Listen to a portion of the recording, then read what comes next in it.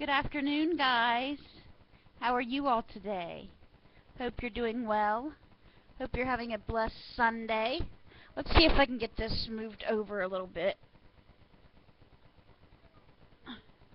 I'm trying to get it so that it'll line up instead of making me look crooked. I don't know. I guess that's the best I'm going to get it, guys. But anyway, I'm going to do our Bible reading today.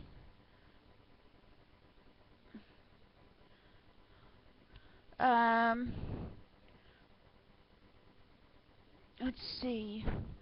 Luke 11:37, 12, and 7.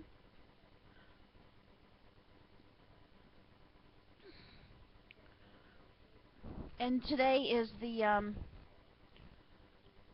this week will be the New English Translation edition. Each week they do it, like I said before, each week they do it in a new thing. Like last week it was the New English, or this week's the New English. Last week it was something else. But I prefer the New King James Version myself, but it won't let me change it for some reason. So I just have to keep going the way it's got it set up. So this week it's the New English Translation, you guys. So Luke 11:37 and 12:7. As he spoke, a Pharisee invited Jesus to have a meal with him. So he went in and took his place at the table. The Pharisee was astonished when he saw that Jesus did not first wash his hands before the meal. But the Lord said to him, "Now you Pharisees clean the outside of the cup and the plate, but inside you are full of greed and wickedness. You fools! Didn't the one who made the outside make the inside as well? But give from your heart to those in need, and then everything will be clean for you. But woe to you, Pharisees! You give the tenth of your mint, rue, and every herb, yet you neglect justice and love for God. But you should have done these things without neglecting the others. Woe to you, Pharisees!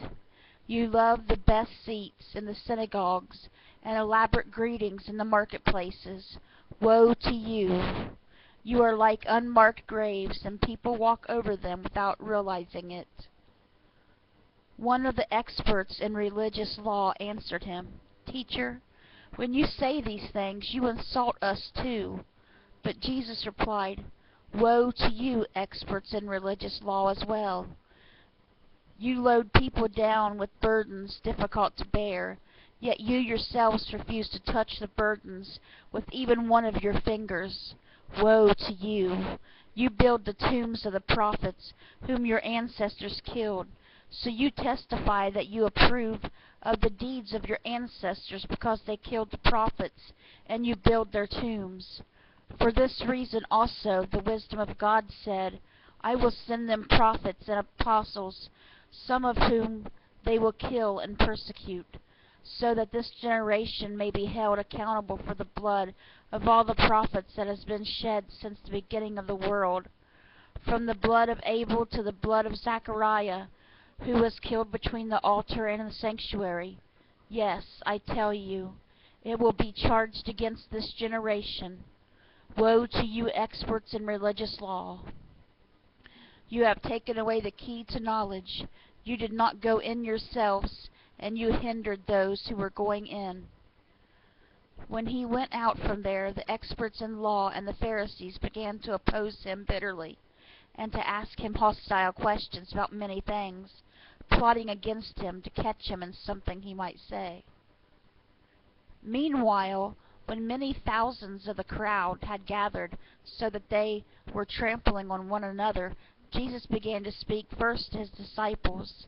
"Be on your guard against the yeast of the Pharisees, which is hypocrisy. Nothing is hidden that will not be revealed, and nothing in secret that will not be made known.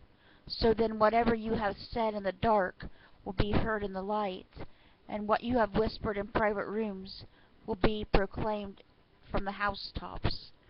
I tell you, my friends, do not be afraid of those who kill the body, and after that have nothing more they can do. But I will warn you whom you should fear. Fear the one whom after the killing has authority to throw you into hell. Yes, I tell you, fear him. Aren't 5 sparrows sold for 2 pennies? Yet not one of them is forgotten before God. In fact, even the hairs on your head are numbered. Do not be afraid. You are more valuable than many sparrows. That was Luke 11:37, 12:7. Now we're going to read Psalm 78, 1 through 31, a well-written song by Asaph. Pay attention, my people, to my instruction. Listen to the words I speak. I will sing a song that imparts wisdom. I will make insightful observations about the past, what we have heard and learned, that which our ancestors have told us. We will not hide from their descendants. We will not tell the next generation about the Lord's praiseworthy acts, about his strength and the amazing things he has done. He established a rule in Jacob. He set up a law in Israel. He commanded our ancestors to make his deeds known to their descendants, so that the next generation, children yet to be born, might know about them. They will grow up and tell their descendants about them. Then they will place their confidence in God.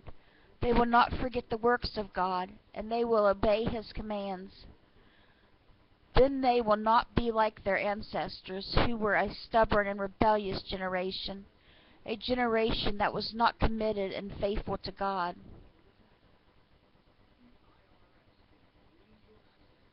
The Ephraimites were armed with bows, but they retreated in the day of battle. They did not keep their covenant with God, and they refused to obey his law. They forgot what he had done, the amazing things he had shown them. He did amazing things in the sight of their ancestors, in the land of Egypt, in the region of Zon. He divided the sea and led them across it. He made the waters stand in a heap. He led them with a cloud by day and with the light of fire by all night long. He broke open rocks in the wilderness and gave them enough water to fill the depths of the sea. He caused streams to flow from the rock and made the water flow like rivers. Yet they continued to sin against him and rebelled against the sovereign one in the desert. They willingly challenged God by asking for food to satisfy their appetite. They insulted God, saying, "Is God really able to give us food in the wilderness?" Yes, he struck a rock and water flowed out. Streams gushed forth. But can he also give us food? Will he provide meat for his people? When the Lord heard this, he was furious.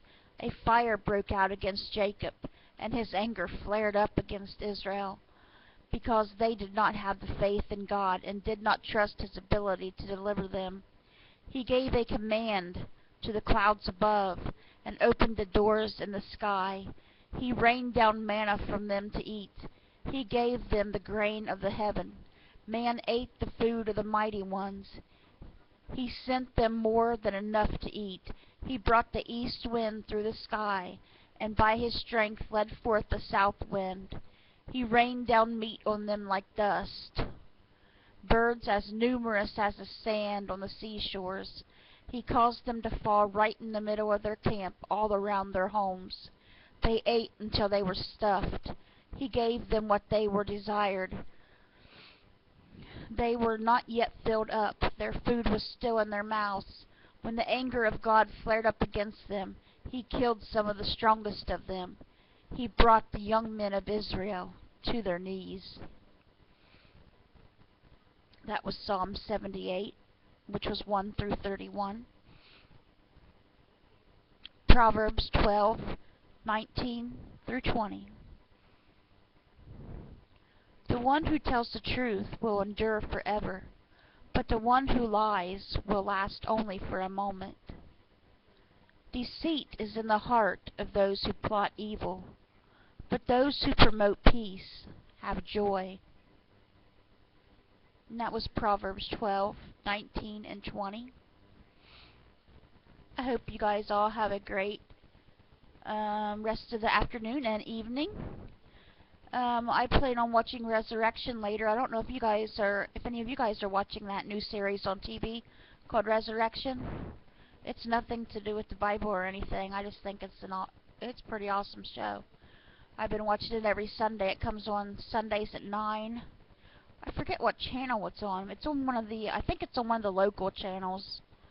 But it's called Resurrection, and it's on at 9 o'clock at night on Sundays. If you guys want to check it out, it's pretty cool. That's what we watch. It just started about 2 or 3 weeks ago.